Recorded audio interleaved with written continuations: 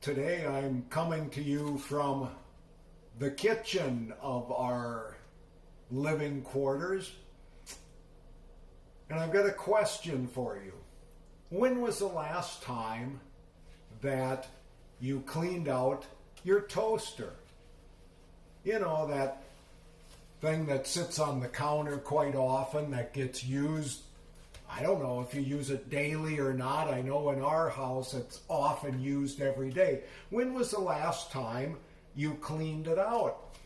On this particular toaster, on the back is this little tray. And you pull it out, and what's in the tray? You guessed it.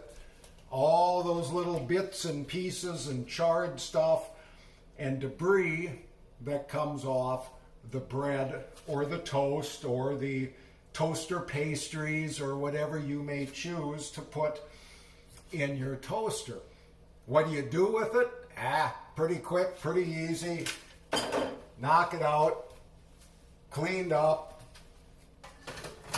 put it back in, and you're ready to go. Toaster crumbs. It's kind of like sweeping the floor. It's all that stuff that nobody really wants, and it's kind of a nuisance. But it made me think about a story that's in the first 3 books of New Testament sacred writings. In Matthew, Mark, and Luke, there's that story of Jesus feeding 5,000 people. And how does he feed them? Well, the disciples don't have enough for them, but they give Jesus 5 loaves and 2 fish. Well, the story goes, it depends which version you're reading, but the people break up into groups of 50 or 100, and the disciples go around and feed them. And what I find fascinating about all 3 accounts is at the end, they go with baskets and collect over or about a dozen baskets. And it doesn't describe how big the baskets are, but a dozen baskets. And it says in the New Revised Standard Version of the Bible, it says a dozen baskets of broken pieces. How big are the pieces? You know, are they big chunks, or were they just little bits, or were they like the crumbs in the bottom of the toaster? Question that comes up in that too, which isn't the point of this video, is why did they gather them up? I mean, why didn't they just leave them for the birds, and then what did they do with them?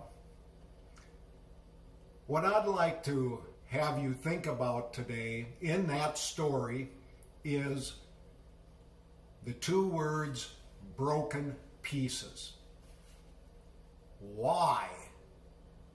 What's the significance of Jesus asking the disciples or others who were helping to gather up broken pieces?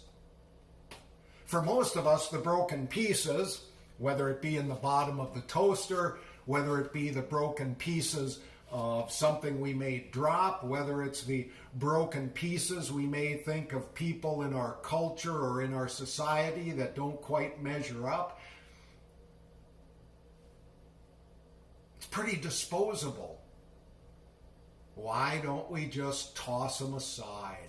You know, it's even been said during the COVID pandemic that, well, you know, people over the age of 70, 80, 90, they're going to die anyway. So, you know, if they get COVID, aren't they just kind of broken pieces that aren't adding much to our society anyway? What do we do with the broken pieces? How many of us consider ourselves whole? Do we have broken pieces? Do we have parts of us that don't function the way they used to, whether that be physically, whether it be emotionally, whether it be spiritually? The point, I believe, in those accounts of Jesus asking to have the broken pieces gathered is that God cares not just for the whole, not just for that which is beautiful or that which is flawless, but God gathers those who are broken.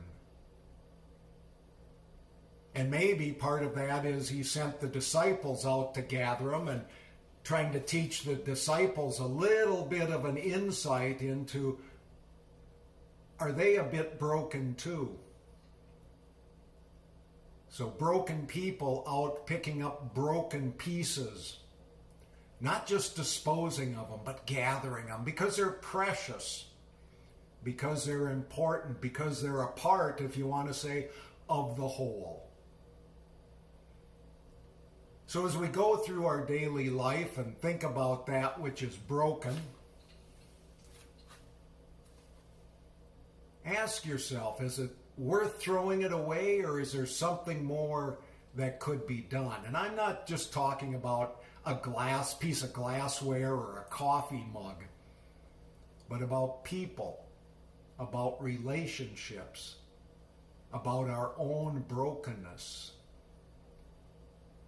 What is it that we can learn from that? What is it that is precious about that can enhance our life instead of just discarding it? And maybe as a way to think about those questions as well, you may want to go to your own kitchen, to the toaster, and you know what? Pull out the tray that has the crumbs on it and look at it. Think about it. Thanks for watching.